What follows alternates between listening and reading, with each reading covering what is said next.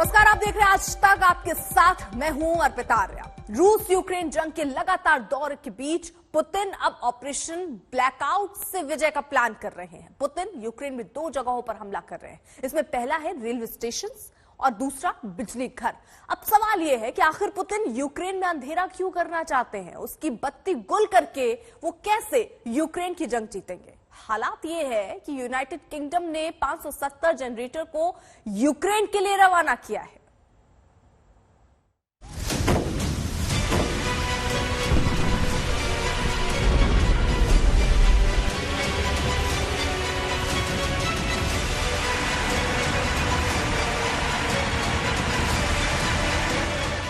Ukraine में रूस अनाज के गोदाम तबाह कर रहा है।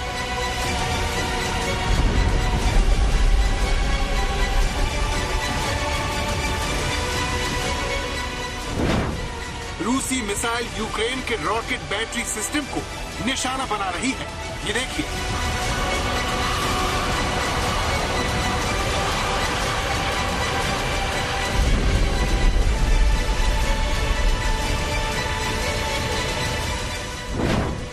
युद्ध में रूस यूक्रेन के केमिकल प्लांट को टारगेट कर रहा है।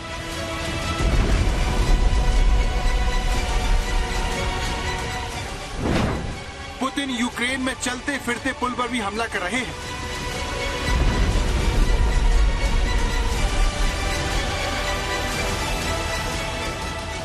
युद्ध को 70 दिन से ज्यादा बीत चुके हैं।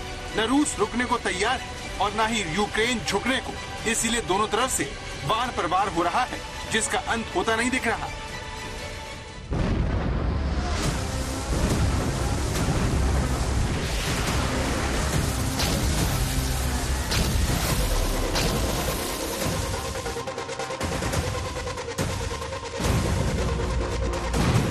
यूक्रेन को झुकाने के लिए व्लादिमीर पुतिन ने एक ऐसा प्लान तैयार किया है जो अगर कामयाब हो गया तो फिर यूक्रेन की हार तय हो जाएगी। यूक्रेन को झुकना ही होगा। इस प्लान पर रूस की सेना ने काम करना शुरू भी कर दिया है। ये रहा उसका सबूत।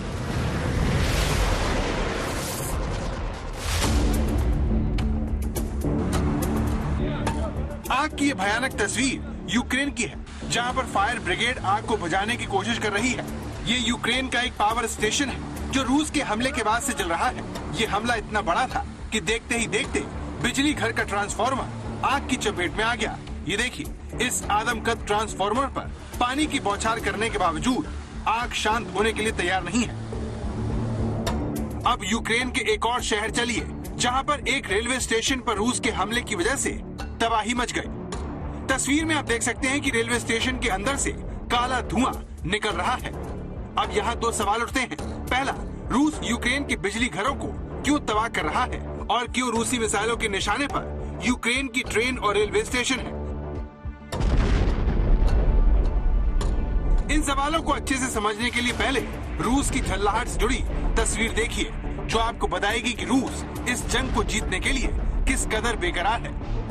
ये यूक्रेन की राजधानी कीव से करीब 500 किलोमीटर दूर खार्किव का वीडियो है, जहां बच्चों के अम्यूजमेंट पार्क को रूस की सेना ने बम से उड़ा दिया। रूस ने खार्किव के अम्यूजमेंट पार्क में जमकर बम बरसाए, जिसमें ये रहा उसका प्ले एरिया, जहां कभी खार्किव शहर के बच्चे खेलने के लिए आते थे। लेकिन रूस ने इस जगह बम गिराकर उसे तबाह कर दिया।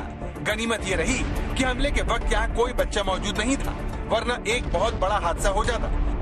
खार्किव के इस पार्क का नाम है मैक्सिम गोर्की सेंट्रल पार्क, जिसमें बने पार्क के वॉकिंग एरिया में बने इस 12 सिंगे के डमी का पूरा इलाका चंद ही पलों में बर्बाद हो गया। रूस की सेना ने इस अम्यूजमेंट पार्क के ब्रेकआउट एरिया को भी नहीं बख्शा और रूस का तीसरा बम यहीं आकर गिरा। रूस का चौथा हमला हुआ रिलैक्स एरिया, जहां गिरे रूसी बम ने पूरे इलाके को ध्वस्त कर दिया। अम्यूजमेंट पार्क में रूसी सेना ने 5वां बम इस झूले वाले एरिया में मारा। हालांकि एरिया पूरी तरह से खाली था।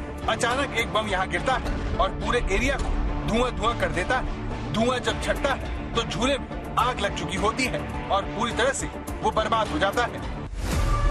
रूस के रक्षा मंत्री ने नाटो देशों को सीधी धमकी देते हुए कहा कि अगर उन्होंने यूक्रेन को हथियार सप्लाई किए तो अब रूस उन गाड़ियों पर हमला करेगा जिनमें ये हथियार ले जाए जा रहे होंगे। ये कोई पहली बार नहीं है जब रूस की तरफ से नाटो को चेतावनी दी गई हो। इससे पहले भी राष्ट्रपति व्लादिमीर पुतिन भी नाटो को इस युद्ध से दूर रहने की नसीहत दे चुके हैं। लेकिन अमेरिका और नाटो ये बात मानने को तैयार नहीं है और उसकी तरफ से लगातार हथियारों की सप्लाई यूक्रेन को हो रही है। ये दुनिया की सबसे ताकतवर होवित्जर तोप है जिसे अमेरिकी सेना खास तौर से यूक्रेन को देने के लिए विमान में लोड कर रही है। अमेरिका की ओर से यूक्रेन को 155 mm की 18 होवित्जर तोप दी गई हैं ताकि वो रूस को गहरे जख्म दे सके। रूस ने इससे बचने के लिए यूक्रेन की इस तरह की सप्लाई लाइन को काटने का फैसला कर लिया है। इसीलिए हाल फिलहाल उसने यूक्रेन के बिजली घरों को निशाना बनाना तेज कर दिया है। पोलैंड के पास यूक्रेन का लवीव शहर खास तौर से रूस के निशाने पर, यहीं से नाटो के हथियार पूरे यूक्रेन में सप्लाई होते हैं। इस गेटवे को बंद करने के लिए रूस जुट चुका है और वो अब तक पूर्वी यूक्रेन के 6 रेलवे स्टेशनों को निशाना बना चुका है। यूक्रेन के रक्षा मंत्रालय का कहना है कि रूस ने हाल ही में 40 सैन्य ठिकानों पर भी हमला किया है, जिसमें 4 वो डिपो हैं जहां यूक्रेनी सेना के हथियारों का जखीरा रखा हुआ है।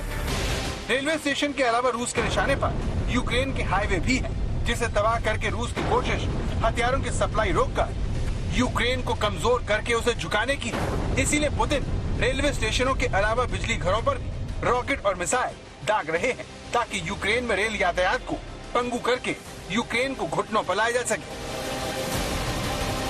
आज तक ब्यूरो। सवाल यह है कि जंग कब खत्म होगी? क्या दोनों देश लड़ते भिड़ते रहेंगे? क्या नाटो से मिलने वाले हथियार पुतिन के निशाने पर है? रही सही कसर स्वीडन और फिनलैंड की नाटो में शामिल होने की घोषणा ने पूरी कर दी है।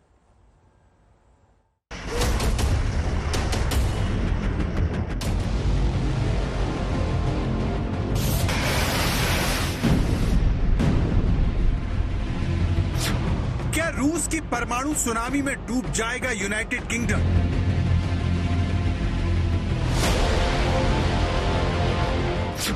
क्या रूस की सिर्फ एक सरमत मिसाइल पूरे यूनाइटेड किंगडम को तबाह कर सकती है? रूस के पास दुनिया भर की मिसाइलें हैं, एक से बढ़कर एक तबाही के हथियार हैं। इन्हीं के बल पर रूस अमेरिका से लेकर नाटो को धमकाता है। परमाणु युद्ध की धमकी पुतिन से लेकर उनके विदेश मंत्री तक दुनिया को देते रहे हैं, लेकिन अब इस काम को वहां का सरकारी मीडिया भी अंजाम देने में जुट गया है।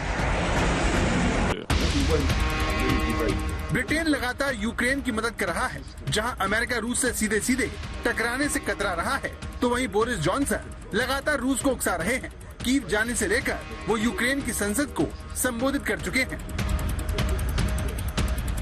इसके अलावा रूस के खिलाफ हथियार देने वालों में यूनाइटेड किंगडम बहुत आगे है, जो यूक्रेन को अब तक 4000 anti tank weapon system, Starstreak missile, Stormer armoured vehicle. इसके अलावा बोरिस जॉनसन यूक्रेन को $400 बिलियन की सहायता देने का भी वादा कर चुके हैं।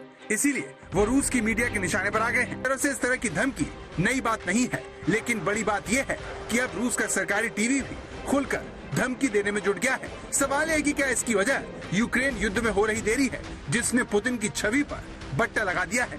रूस में पुतिन की सत्ता कमजोर होने की बात हो रही है, जिससे ध्यान बटाने के लिए ये सब कुछ किया जा रहा है। वैसे रूस की तरफ से लगातार परमाणु हमले के संकेत भी दिए जा रहे हैं। बुधवार को कैलिनिनग्राद में रूस की सेना ने परमाणु हथियारों से लैस मिसाइल को लॉन्च करने का अभ्यास किया। सबसे बड़ी बात इस एटमी ड्रिल की जगह है। कैलिनिनग्राद एक रूसी शहर है जो अपने देश से दूर है और लिथुआनिया और पोलैंड के बीच है। ये देखिए, इस शहर में जाने के लिए रूस के लोगों को दूसरे देश की सीमा पार करके जाना पड़ता है। इस वॉर गेम को कैलिनिनग्राद में आयोजित करने की सबसे बड़ी वजह इसका बाल्टिक सागर से करीब होना है। जर्मनी, पोलैंड की तरह लातविया, लिथुआनिया और एस्टोनिया भी रूस के निशाने पर हैं, जिनके खिलाफ जरूरत पड़ने पर रूस यहां से कार्रवाई कर सकता है। बड़ी बात यह है कि रूस की सेना पहले से कहीं ज्यादा आक्रामक हो गई है और उसकी सेना का हेलीकॉप्टर फिनलैंड की सीमा में घुस गया। फिनलैंड जल्द से जल्द रूस विरोधी नाटो ग्रुप में शामिल होना चाहता है। इसी बात से पुतिन नाराज है। फिनलैंड और नाटो को धमकाने के लिए रूस ने अपनी परमाणु मिसाइलों का युद्धाभ्यास किया है और फिनलैंड ने अपने हेलीकॉप्टर दाखिल करवाकर उसे अपने मंसूबे बता दिए हैं। दुनिया के लिए चिंता की बात यह है कि यूनाइटेड किंगडम ने ऐलान किया है कि अगर रूस ने फिनलैंड और स्वीडन पर हमला किया तो वो उसकी रक्षा के लिए आगे आएंगे। यूके के रक्षा मंत्री बेन वेलेस की तरफ से दावा किया गया। इस घोषणा के बाद रूस और नाटो देशों में युद्ध का खतरा पहले के मुकाबले काफी बढ़ गया है, क्योंकि चाहे रूस नाटो के हथियारों की सप्लाई रोके या फिर वो स्वीडन और फिनलैंड को निशाना बनाए, इन सभी हालात में बात का बिगड़ना तय है। आज तक ब्यूरो। तो इन युद्ध के हालातों में सवाल तो यही गहरा आ रहा था कि समाधान की दिशा में कैसे आगे बढ़ेंगे, लेकिन यहां मामला और बढ़ता हुआ और गर्माता हुआ नजर आ रहा है।